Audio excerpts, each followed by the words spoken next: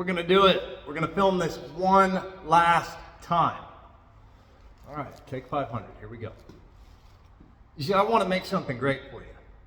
And I know what you're thinking. The audio quality's terrible. You could have started there. You could have gotten a better background, put your teeth in, got dressed up for us, written this down, put it on cue cards. I could. But I am laser focused on trying to get this right. You see, we face doom and gloom. We've got the red pill. We've got the McDonald's CEO. There's some stuff going on right now. Every video on YouTube is like this despair, apathy.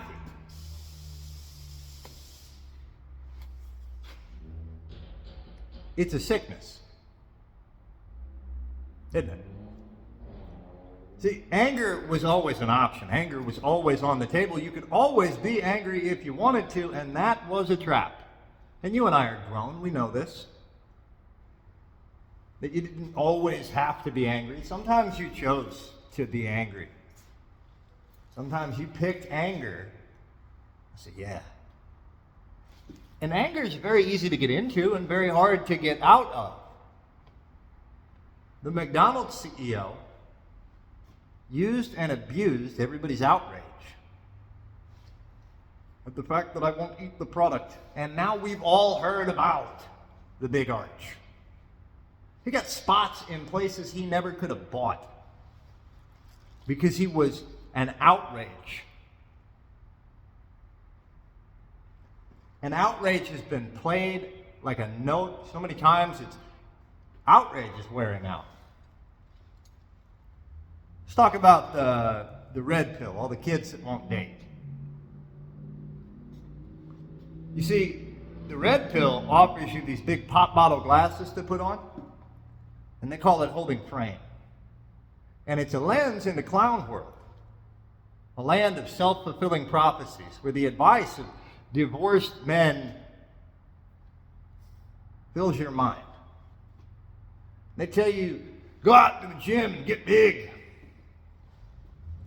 planting the idea that there's something wrong with your physical appearance.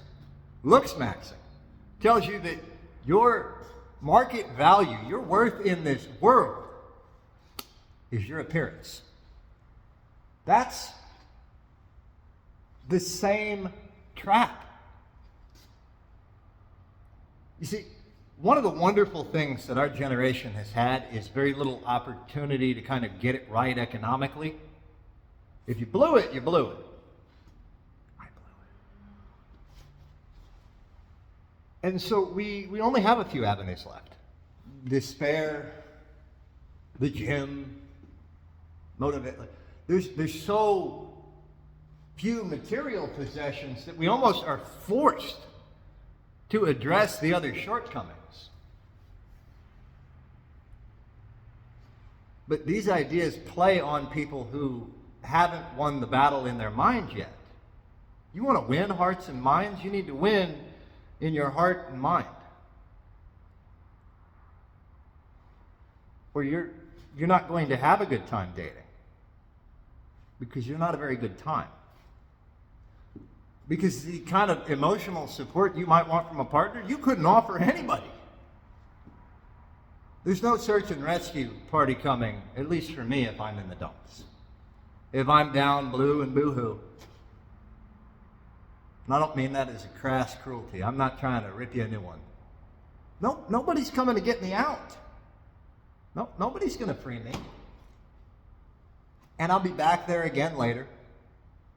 Because life is difficult. And you end up in despair. And sometimes you jump in willingly. But that rock bottom, that place that you don't want to be, you'll have to figure out how to get out of. Now, having been there a lot, having basically tried the red pill, I kind of gave up on dating for 7 years or so. And I got back into it a couple of years ago, and I've dated, and I've had a wonderful time. Without any teeth. I've got alien face. You see, so much of what makes you desirable for a relationship with others is attitude. Attitude is a bedrock to everything. Generations of men have been told that they can take a mindset and snuff out their emotions like a wet towel on a flame. And then they're destroyed by their emotions every time that they grow out of control. This isn't an option. And they're lost on an emotional sea of turbulence, unmoored, untethered. Because the foundation below that for you to drop anchor and be able to weather was a good attitude.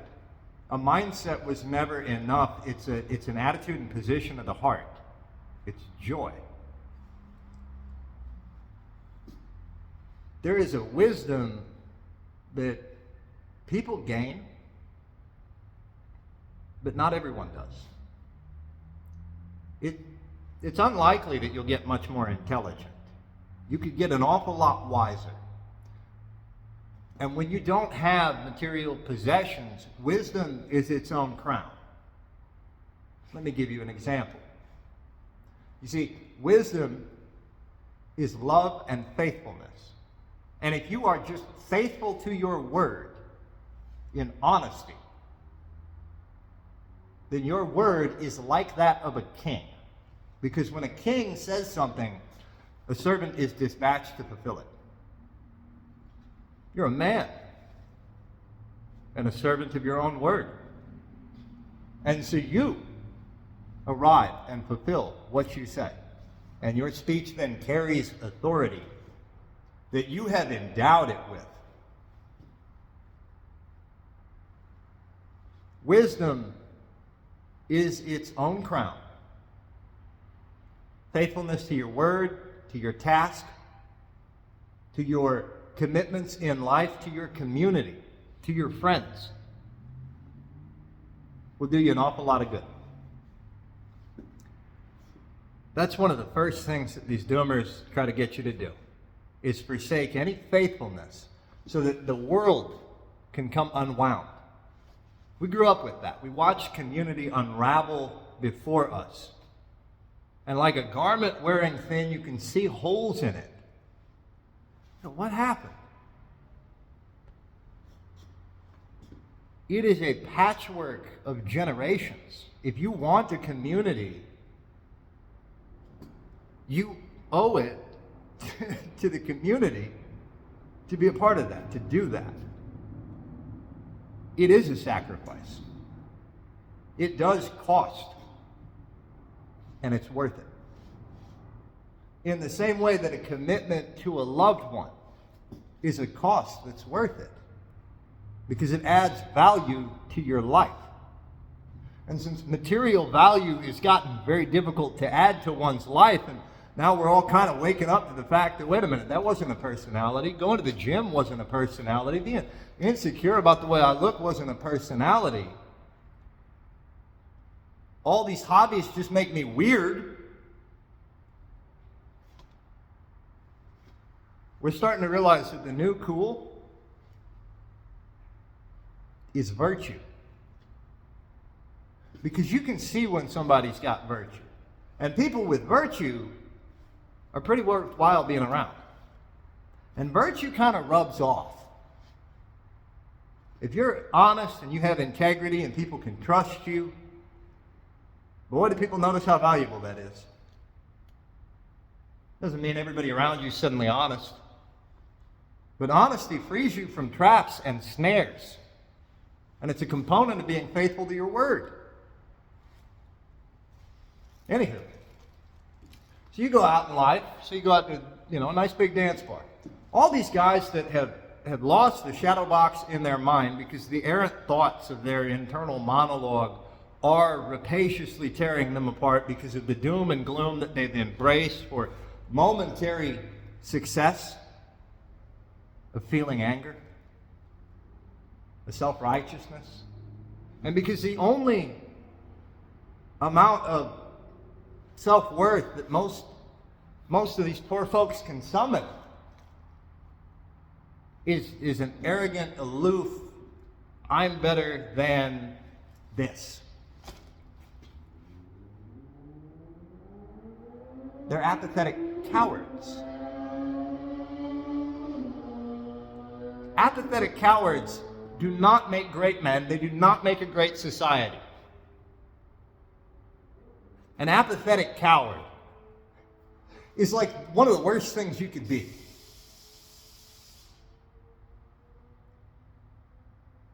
Because a brave man's already dead at that point, or has faced the monster. And so until you face the thing that you're facing in your own mind, which is where you do the suffering for the most part,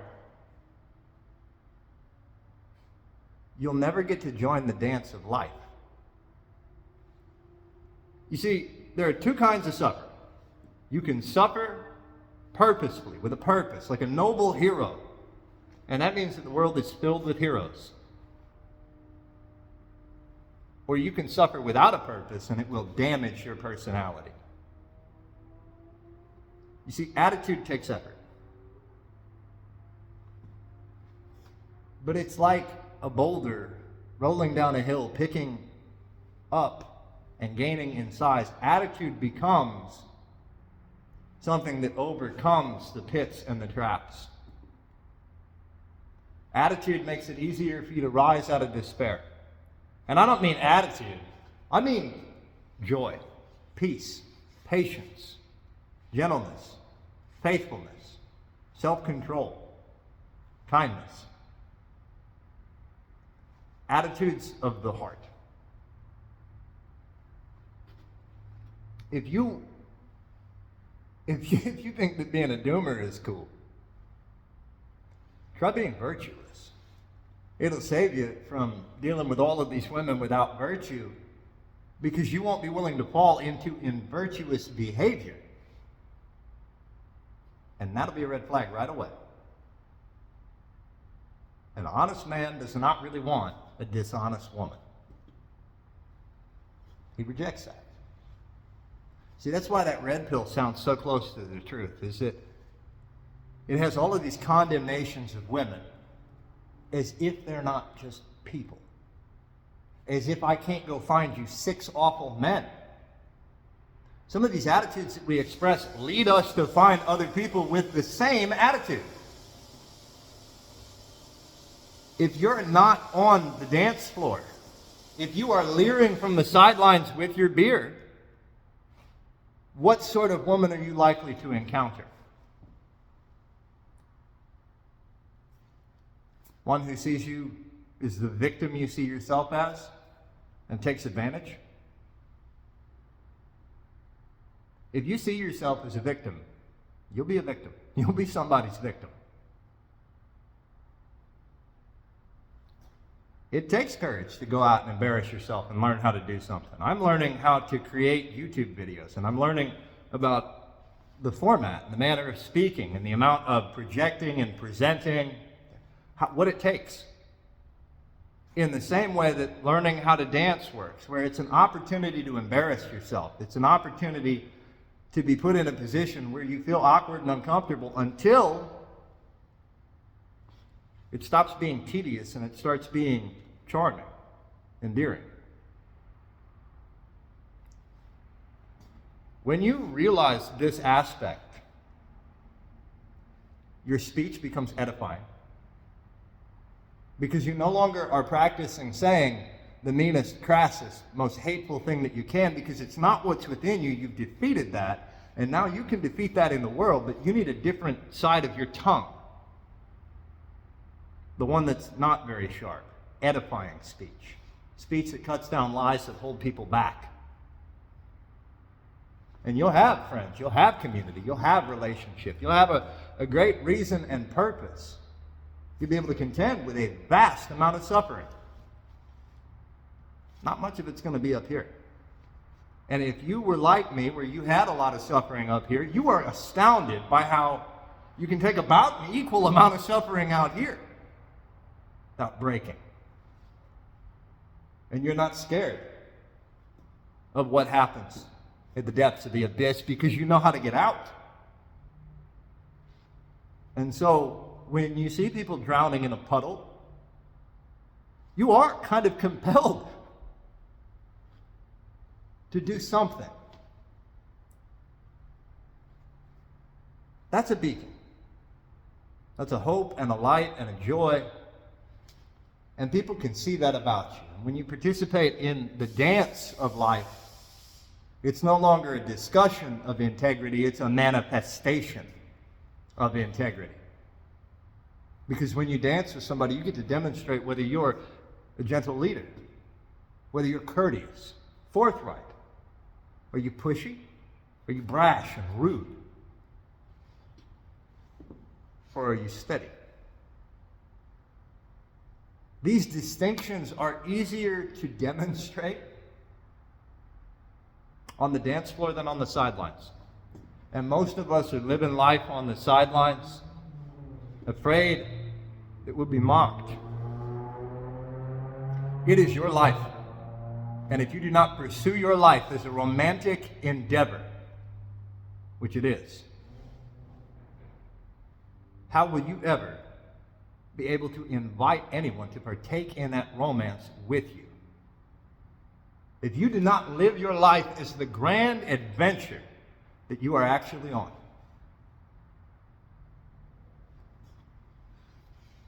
Who's going to want to join you up against the wall with your beer? A man should have a bit of mystery about him. And so I'm going to end there.